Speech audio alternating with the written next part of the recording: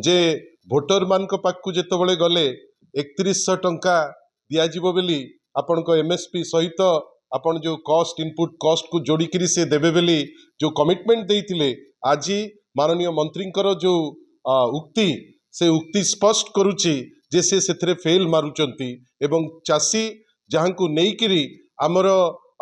व्यवस्था ओडिशा रे तांकु जेतेबेले हंसंत करुचंती आमे आशा करिबा जे आपण मानक माध्यम रे आज जहाँ वरिष्ठ नेता आमर पीएससी मेंबर श्री संजय दास वर्मा आपण पाखे अनुरोध करिचंती आमे ताकु केते भितरे पहुंचई पारिबा वर्तमान से दायित्व आम समस्तंकर आमे किंतु आपण पाखे गोटे कमिटमेंट करबा को चाहूचु जे आमे चुप बसिबु नाही